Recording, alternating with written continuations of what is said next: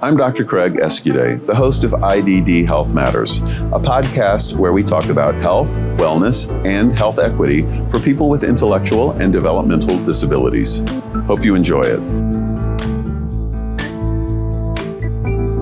Welcome to this episode of IDD Health Matters. Our guest today is Tony Thomas. Welcome, Tony. Welcome, Craig. Hi, nice to see you. Always good to see you. Great to see you again as well. Tony, you do a lot of incredible work in this field. Tell us about what you do.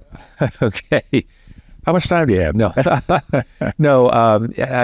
I run a social service agency in Cleveland called Welcome House, and I've been there for 24 years and love it. And I just have been blessed in my career of working with great people and serving great people. It's a fun part of my job. I never come in and say, it's time for me to leave. I always come in and say, I can't wait to get to the next day.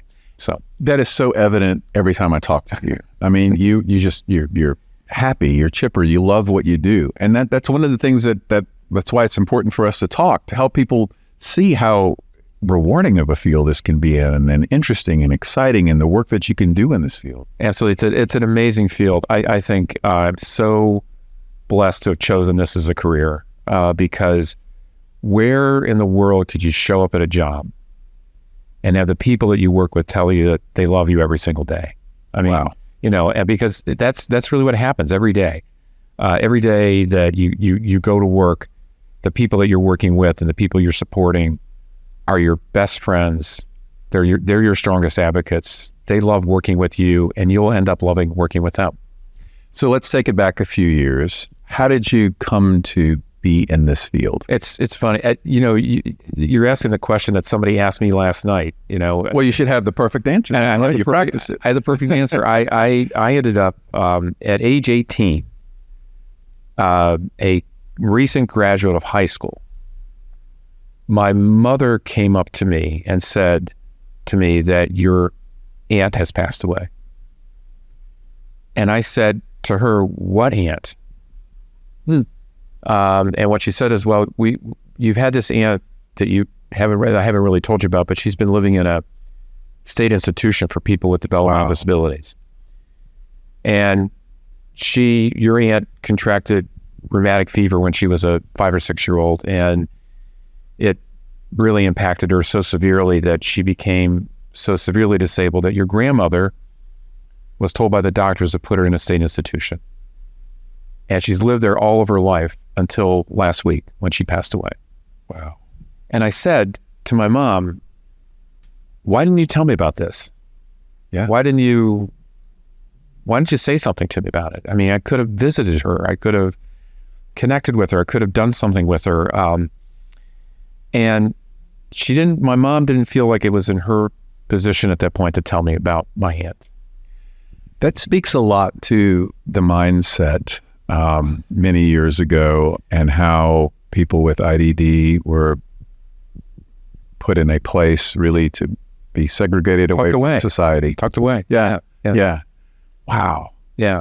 Powerful story. And I tell people that because it impacted on me so much that when I entered college, I went, from high school to college, I decided to study developmental disabilities and look at developmental disabilities in a different way. And I went into college and I got a bachelor's degree at Ohio State University, and I decided to really stay in the field. I'd made a commitment at that point to stay connected to people with developmental disabilities. I had an experience in college of working with in a school for as a student teacher's aide in the middle of college, and it was a school for about 80 kids with cerebral palsy, most of them in wheelchairs. And what I realized about that experience, Craig, was that it impacted on my entire life as well. I fell in love with those kids, and they fell in love with me. Yeah. And it was a mutual kind of experience. And both of those situations, my aunt passing away that I didn't know about, and working with these kids with cerebral palsy and taking care of them and handling their toileting needs and helping them with their lunch and helping feed them. it was the most intimate work you'll ever do. And it was amazing to be able to do it and experience it.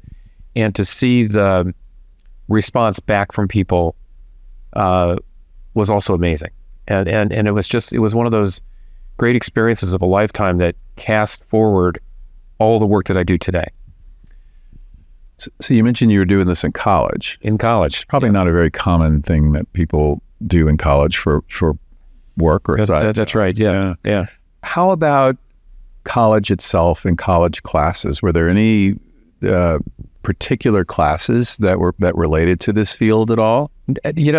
No, there weren't. And I still think that we have very few college classes that really pertain to this curriculum. I know that you as a physician have developed a lot of great curriculum around this and helping other physicians understand it. I work with a great doctor in Cleveland, Carl Tyler, who's just done the same thing. And both you and Dr. Tyler's physicians have gone out of your way to help educate other physicians around this. I still find that there is limited coursework in colleges, but I think there are some schools that have wrapped a curriculum around serving persons with developmental disabilities.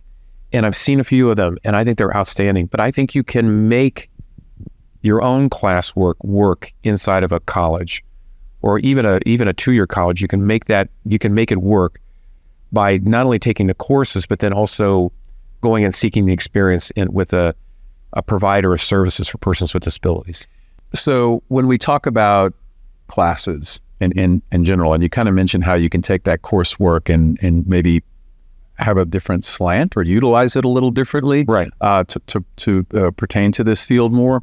One of the things that I see in terms of medical education, I think there needs to be maybe some classwork that is specifically about healthcare for people with IDD, basic foundational information. But the real goal would be to incorporate people with IDD or cases with people with IDD in every aspect of the healthcare professional training program. Absolutely. And that seems like that might be there might be an opportunity there in regular college as well. I think in regular college, I think there's a great opportunity for that experience. I know that in the Cleveland area where I work and live, Cleveland State University has done some work with that about bringing people with disabilities into the classroom setting and helping persons with disabilities explain what it's like to live in a residential setting, what it's like to live in the community, and what kind of supports they need, and what are they looking for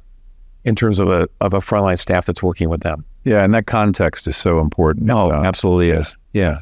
And we're doing more of it too. I just recently took a person that we support in our program to Columbus, Ohio to speak in front of the Senate Finance Committee about a DSP wage bill that we were working on. And she spoke so eloquently that I think many of the senators that were on that committee really were very impressed with her advocacy as much as I was impressed with her advocacy. So that's one way we can actually help people with disabilities get out in front of a group, or get out in front of a subject, or get out in front of a policy or a particular bill or something like that really can make it happen. Yeah, and like we were talking about earlier, people with disabilities were put away somewhere. Oh, yeah. And so it was, people didn't see them as necessarily people as they should. Right. But yeah, having them involved in part of everything that we do is huge. And like you said, getting people with disabilities to be out in front of other people and helping others to see them as people first. Right. People that are just like us with wants and needs and desires and interests and talents and skills that we all have. I think it's great that the younger generation, our kids, for example, they've already gone to school with kids with disabilities. They've been involved and they have met kids with disabilities in their own high schools and junior high programs. It's great that they've had that experience. But now what I'm hoping is that some of those people that have had that experience take the next step and become employees and workers and professionals in our field as well. Sure. And many have.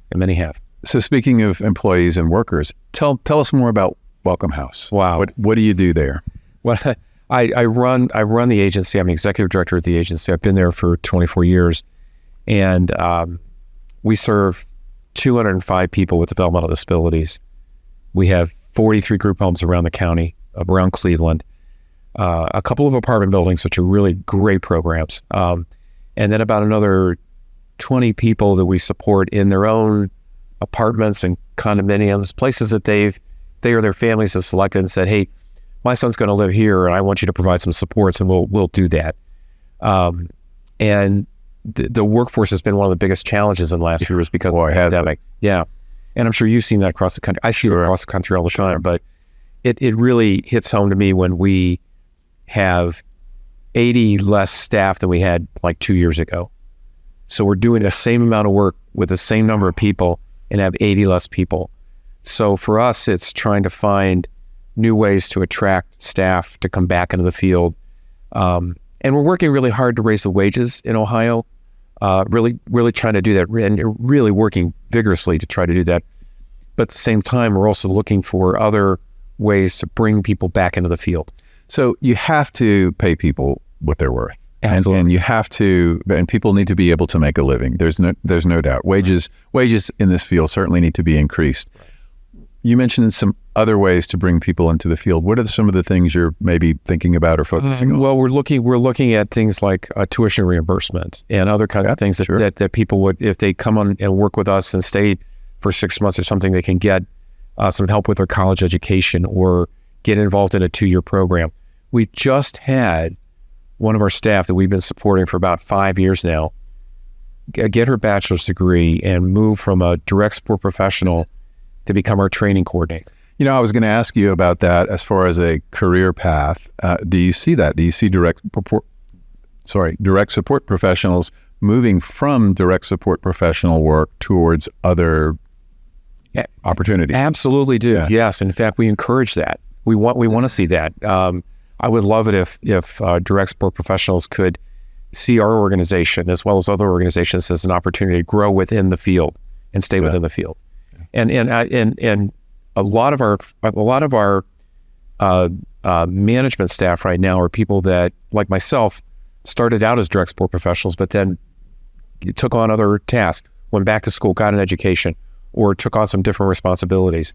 And it's great to see that. I love to see it. Yeah, and I love talking about that because it's a great example of how being a DSP is so much more, and there's so many more opportunities involved with that in terms of being able to grow in the field and see it as a real career and not just a job that you do for a while. That's right. And what we're going to do in Ohio is once the budget gets approved, we're hoping what we can do is change dramatically the way our field is perceived in the state of Ohio, meaning that to try to create specific career pathways for people that once they enter the field, they can see an opportunity to create a tiered DSP structure that has maybe have 2 or 3 tiers of DSPs that can specialize in a certain aspect. Mm-hmm. Like, for example, we have 4 DSPs that work for us right now that specialize in working with doctors, physicians, and doing medical appointments for our staff.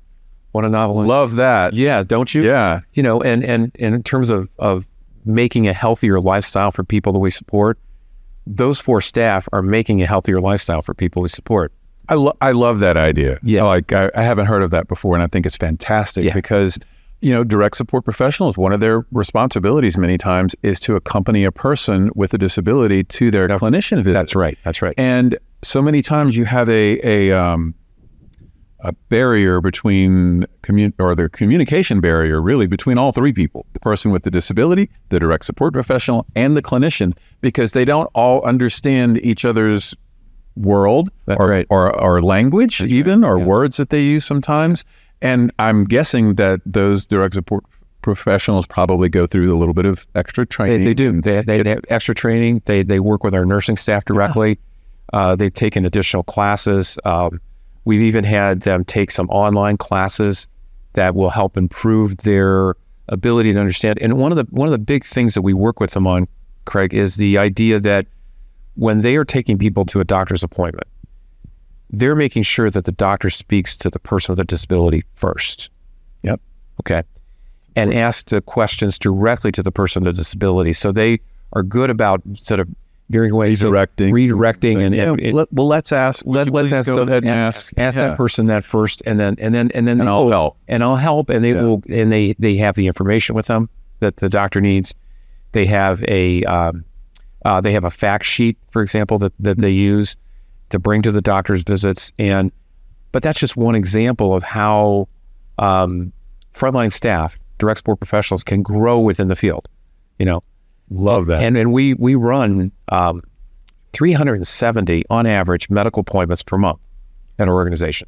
That's a lot. That's a lot. Yeah. So we needed to have some specialists. We had to have some people that really specialized in this, and they're great about then taking the information from the doctor, conveying it to the client, letting the client and consumer know what the doctor just said, and then also taking the information back to the house and saying, hey, so-and-so needs a new prescription on this, and making sure that happens. So out of curiosity, have you had any feedback from the clinicians, the doctors, when they work with a person that you've trained in this way? I've gotten so many compliments from physicians and psychiatrists and doctors, and even our podiatrist picked up the phone and called us one day and said, I just love it when your medical team brings your folks in. The appointments run so smoothly, so efficiently. Yeah. So everyone out there, this is one of the reasons we do this. Okay, this is a fantastic idea, and if you work in any type of program, you need to steal it. Okay, are you okay with that? I'm about to steal it. Take it away. That is a fantastic idea. Yeah. And I'm speaking from a physician standpoint, how I would have loved to have worked with people, that had that extra training in that way. Yeah. It really does work. And then on the flip side of that, we have two workers that are what we call them quality assurance specialists. So they're going around to different homes and they're making sure that documentation is done properly. And those two staff also used to be direct support professionals with us as well. So they're taking on a quality assurance role, and they receive some special training as well. And then in addition to that, they're also getting to visit sites and meet people and go. So it's not only going through documentation, but supporting staff on how to do it better. Okay, because that's really the goal. You want to help frontline staff do the job in the best possible way. And sometimes between the medical appointment team and the QA team, those two teams really support our frontline staff to do a better job and really to make it a career. So, well, I love that you have taken something that we often see barriers in, which is accessing good health care for people with intellectual and developmental disabilities, and you figured out part of a solution to improving it, or a way to make it better. Well, I'm working in a town with Dr. Carl Tyler, who happens, that has a little pressure on. There's a little added pressure on that. Sure. I bet he loves it. Yeah, I bet he loves it too. Yeah, and if you were there, we would be doing the same thing, Craig. So, well, thanks. I may have to. No. All right, Tony. So there's a little thing I do here at the end of each episode here. I call it 3 and 3. 3 and 3. So it's 3 things in 3 minutes that you would like to tell the listeners about this field. Pieces of advice, things you think that could improve supports and services, or health and wellness, or just in general the understanding of this field or the lives of people with intellectual and developmental disabilities. Okay, so three things. Here we go. I think the first of those 3 things is that I was able to make a career out of this field by being a direct support professional and a teacher's aide, and working as a DSP for a short time after college as well, and really understood it as a field where I could grow and learn. And the best learning that happened comes from the people that you're working with. Okay. I will echo that. Yeah, it really does. It's the best kind of learning. I think the second thing is that when people with developmental disabilities have a bad day, I always tell people it's not about you. Yeah. It's about their condition. It's about their medical situation. It's about their psychiatric situation.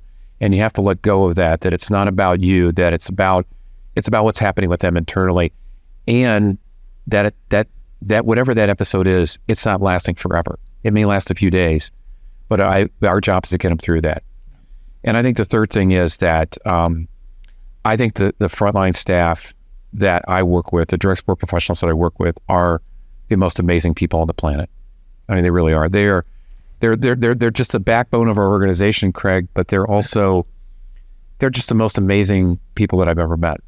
I will always value my relationship with them, my work with them, and just respect them like 110%. So, well, those are 3 great things to think about.